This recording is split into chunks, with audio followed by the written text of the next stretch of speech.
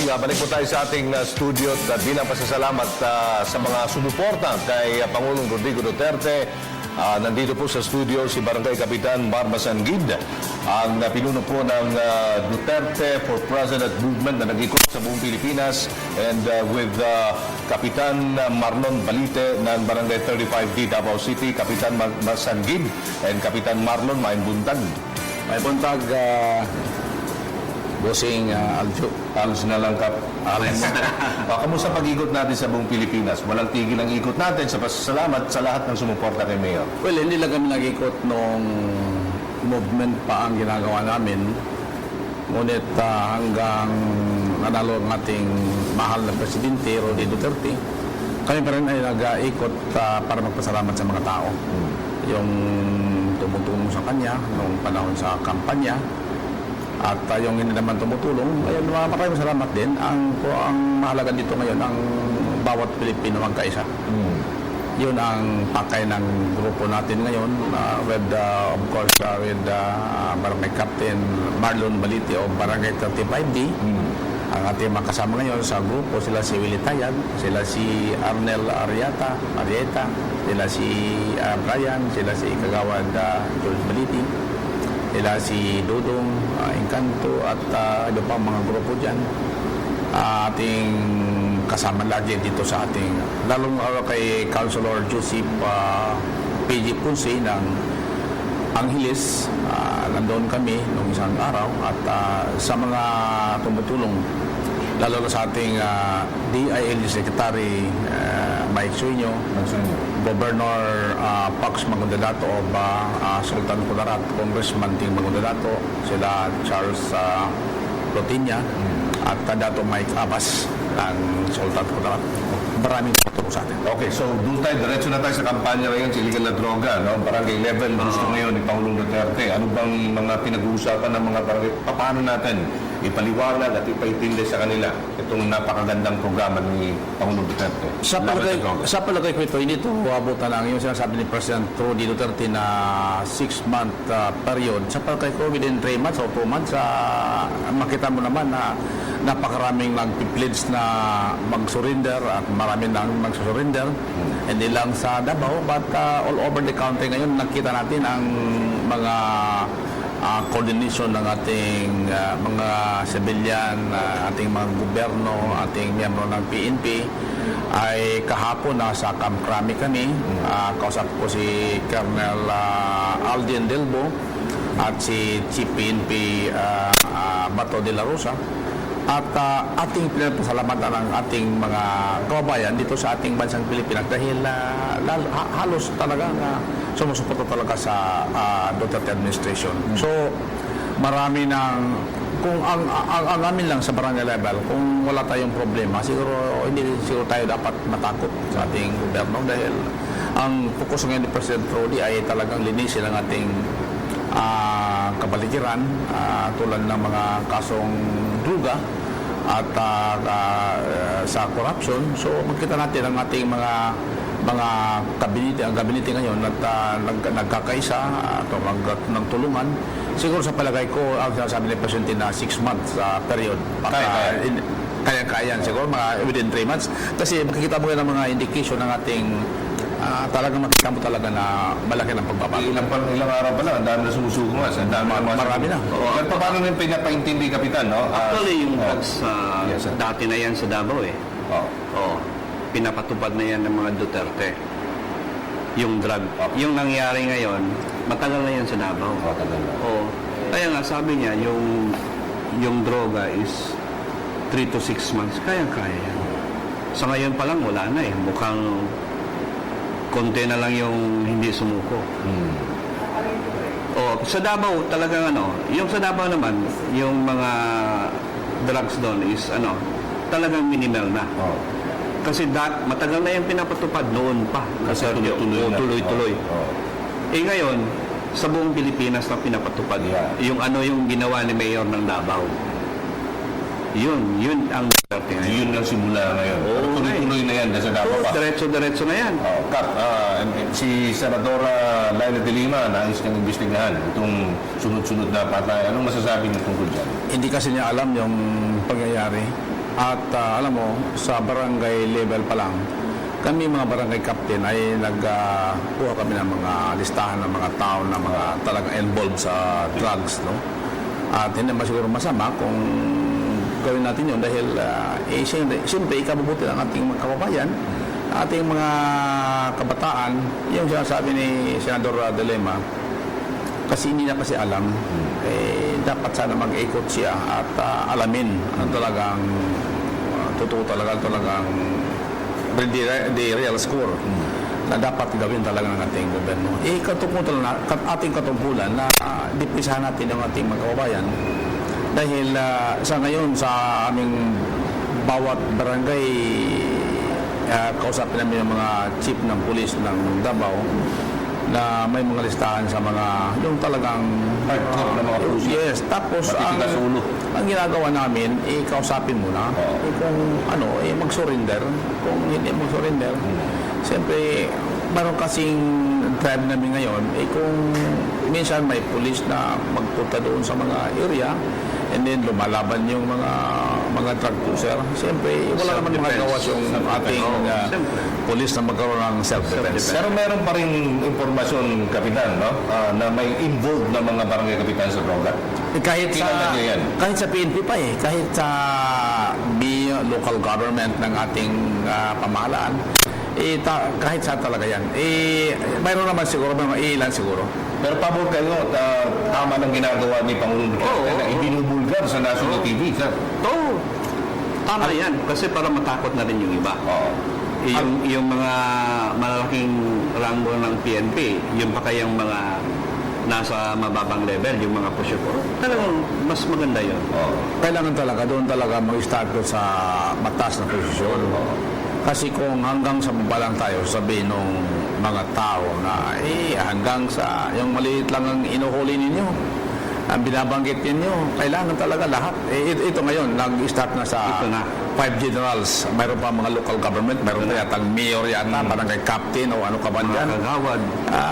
Kailangan talaga linisin ang ating gobyerno. So ngayon, alam mo, the more na maraming sumusurrender sa ating gobyerno, napakaraming nagpupuri ngayon kay President Rode. So yun talaga ang ikatutuwa ng aming natin lahat. Okay, so sinasabi nga nila, dapat sunod-sunod ng gagawing drug test sa lahat, no? Yeah, diretso-diretso na yan. Para sa ganun, malaman natin kung sino talaga ang mga gumagamit at protektor ng droga. Paano po natin gagawin, Kapitan? Ano pong suggestion niyo sa mga kapwa barangay kapitan sa mga sumusuko? Kasi ang dami-dami niyan. Anong gagawin natin sa kanila? Bibigyan ba ng trabaho? Ipaparehabilitate ba natin? Paano? Kasi pag wala silang mga trabaho, paano? Siguro, parehab and then i-monitor. Kasi gano'n naman pag mag-surrender ka, talagang mag-pledge ka na ayaw mo na, hihinto na. So, ang gawin ng mga barangay naman, i-monitor naman yun. Kasi identify na yun Oo. Yung hindi pa nagsuko, nandun na yung sa Davao, Tokhang. Di ba? Alam naman natin yung Tokhang. Okay, thank you, Direk Harvey Salvador. Barangay Kapitan Marlon, yung intervention, saan natin ng intervention sa mga kanang surrender bitaw ng mga drug pusher o mga users? Yung intervention, mas malaking yan Dapat kailangan niya ng budget at saka yung rehabilitation center. Intervention, dapat pagtuunan ng pansin yan. Sa Davao, marami ba tayong mga rehab centers? Sa Davao, meron. Oo. Pero yung sa, ito nationwide na ito, kailangan natin ng rehabilitation. Paano ba yan? Magbabayad ba sila or... Actually, yung sa gobyerno, sa gobyerno na libre yan. Dapat libre yan. Kasi paano yung mga drug addict na walang kayang magbayad? So dapat, dapat may budget yan. Para ma-eliminate yung mga drug dependent. Pero dapat hindi natin talaga ikinukundon itong vigilantism. Hindi natin na dapat i-promote ang vigilante. Dapat agig yung proseso. Kapitan. Siyempre, agig due process. Lalante sa due process dahil mga Pilipino tayo Kasi kung doon naman sa mga mamamatay tao, Kasi hindi natin alam. Lahat ng tao, halos may mga armas ang tao eh. Hindi naman lahat ng pinapatay mga drug pusher. Siyempre, mayroon pang mga personal na gadgets. Pero sa paray ko dito, kailangan natin ng plano kung ano talagang dapat gawin, kung ano talagang yun ang sinasabi ni Kapitan Baliti na magkaroon tayo ng of course budget. Nandiyan yung kay Presidente lahat. Siyempre may plano na yan. May Pangulo. May plano na si Presidente talaga. Paano ba pinatutupad yung katokhang nyo doon sa Davao, Kapitan? Tokhang. Ano kasi yun eh? Talagang kakatok sa bahay yan? Oo. Ano kasi, pag identify mo yung isang drug addict, pag hindi mag-surrender, tuktukhan nyo. Ibig sabihin yan, pakiusapan mo na maghinto na. Matagal na yan sa Davao. At saka ngayon, parang ipinapatupad na ng buong ano eh. Hindi ka na iba eh. Tokhang pa rin eh. Tokhang pa rin eh. Isaya pa rin. Tokhang pa rin. Oo. So, talagang dumaan talaga sa... May mga proseso naman talaga, di ba? Pag lumalaban lang talaga, sabi nga dito, self-defense na tawag. Wala ka namang hayaan mong patayin kayo ng pusher. Sabi mga kapitan, mga armado yung mga yan, di ba? Sa Davao, mga armado din yung mga yan, di ba? Yung tuktukhang na yan, tuktukhang nyo, panahon pa yan eh, dati pang city director si General Bato de la Rosa ngayon, ay panahon pa niya yan doon sa Davao noong siya pang city director. So ngayon ay nasa Pilipinas siya, national na, dito pa rin dahil pinapatupad niya. So magandang, malaking bagay yan para sa atin. Paano kung hindi naman sila susunod? Arrestin ba? Pwede ba mag-aresto mga barangay kapitan, sir? Hindi, ang mga barangay captain, kapag... Pwede naman daw sa pwede naman. Pagkati delikto, pwede naman, di ba? Tatawag ka sa PDA, tatawag ka sa pulis, tatawag ka sa may kapangyarihan. Hindi, nandiyan ang barangay captain para mag-witness lang. Nandun na yung bypass operation. Bypass operation. Kasi nandun na kayo dapat, di ba? Oo. Dapat gano'n. Yung hotline number natin sa Davao, anong yung number doon, kapitan? 911 ba? 911. Oo, 911 yan. Oo. Ito naman sa buong Pilipinas, 8888. At saka 911 din yata? Dapat Gaano ka-epektibo yan sa Davao, sir? Yung 911 is napaka-epektibo yan. Lahat ng krimen, lahat ng aksidente, pag 911, immediate yan, mga 10 minutes. Andyan na? Wala, nandyan na yan. Oo. At saka isa din yan ang gustong mangyari ni Presidente na gawin dito sa buong. Kasi nakikita ko rin doon sa bahay sa Maa, sa village, may umikot talaga mga patrol car doon. Ganon din sa Agdao, sir? Yes. Ganun. Kahit saan sa Davao City, ganun talaga ang ginagawa natin mga pulis na mag-ikot para alam mo kapag may nag-ikot, siyempre yung mga gagawa ng hindi maganda, siyempre magkalanganin yun. So, yun ang ginagawa ng ating... Maganda ngayon ang samaan ng PNP, ng local government, ng mga barangay officials sa Davao City. Sana po ay tayo mga barangay chairman dito sa ating bansang Pilipinas. Ayun din ang gawin natin para at least naman hindi namin sasabihin na ang peace and order sa ating bansa ay total mawawala, kundi ma-minimize lang. Ma-minimize, okay na. At least ang sinasabi ng Presidente na magtulungan tayo mga Pilipino, paano natin hindi kaya ni Presidente kung siya lang mag-isa, kundi makaya ni Presidente sa pagtulong ng taong bayan. Reaksyon lang, kapitan, kasi sabi nga nila, yung mga napapatay naman, na mga lumalaban, yung mga small time lang, wala pa naman. Naantay nila yung mga drug lord talaga, sir. Hintayin natin yun. Mangyayari. Oo, yung mga high profile na mga ano. At saka hindi naman siguro hindi naman lalaban talaga yan kasi alam nila na talagang may paglagyan sila. Oo. May paglalagyan Oo, may Yung mga high rank na yung mga drug pusher na mga yung malakihan na. Siguro, mayroon din naman na napuruhan. Oo, mayroon. Pero doon sa inyo, sa Davao, sir, yung pagroronda ng mga tanod natin doon. Well, malinis na mga tanod natin doon. Hindi na gumaga. Siyempre, yun yung pinaka-mandato natin. 24 hours nag-iikot yan sa droga. Sir, yung tanod, 24 hours yan. Hindi lang tanod, pati na rin yung mga pulis. Pero sa barangay, 24 hours talaga yan. 24/7. Ang pinakamaganda ngayon ay pagsuspika ng droga. Halimbawa, i-report ng barangay captain, barangay kagawad ng bawat barangay ng Davao mayroon pang nagkakaunta na tao na halimbawa PDEA, halimbawa mga intelligence ng ating kapulisan, pag talagang positibo na, iba nang kakausap. Kung pwede kausapin natin. Mayroon naman yung process eh. Hindi Yung naman process. yung suspect talagang pinapatay ka agad. Hindi naman siguro ganun eh. Ang atin lang, kung wala tayong problema sa ating buhay, bakit tayo matatakot? Yun man lang. Kung may problema ka, siyempre alam mo na anong gagawin.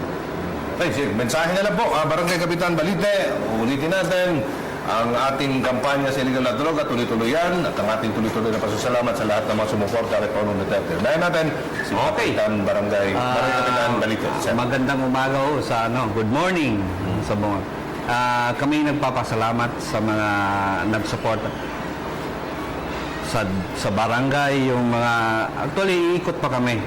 Yung pinuntahan namin during sa campaign, during sa gusto din naming puntahan. Magpapasalamat. Yung mga taga-barangay sa barangay ko, Barangay 35 Dasdi, good morning sa inyong lahat. At yung mga kasama ko rito, nandun na, si Willie. Edi Arellano.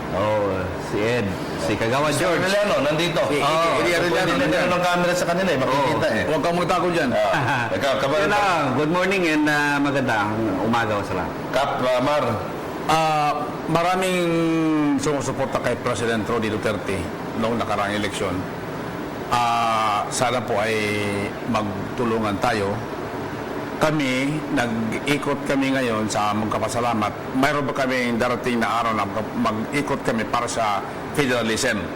Now, yun ang sinabi ko noon. Una, Duterte for President 2016 movement. Okay. Tapos na yun, federal naman. ngayon, federal naman. Nandiyan na si Presidente Rodi. So noon, sabi ko sa inyo, paano mangyari yung federalism kung wala si President Rodi? Duterte for President movement muna bago yung federalism na yun para lahat matupad. Now, diyan sa aking barangay Castillo, sa mga nanood ngayon, maraming salamat sa inyo. Sa lahat ng barangay, hindi lang sa Davao, kundi sa ating buong Pilipinas. Sana po ay ipaabot namin sa mga nakikinig ngayon, nanonood ngayon, sa mga hindi napagsabihan ni President Roddy Duterte na maraming salamat sa inyong suporta sa kanya at sa taong bayan. Okay. Ito naman si Kapitan Mar Masangkit. Maraming salamat. Yung mga Ponce ng Ponce family. Yan, sa Ponce family. Ponce family. Si Jerry nandun na yan, si Jonathan at saka si PJ, Councilor. Sa tanang taga-Dakbay sa Davao, may bundag. Dagang salamat. Dagang salamat. Good morning. Barangay Kapitan Marmasan Gid and Barangay Kapitan Marlon Balite. May bundag sa thank you so much. Ako po si Cathy San Gabriel. Subscribe na sa PTV YouTube channel. I-click lang po ang subscribe button.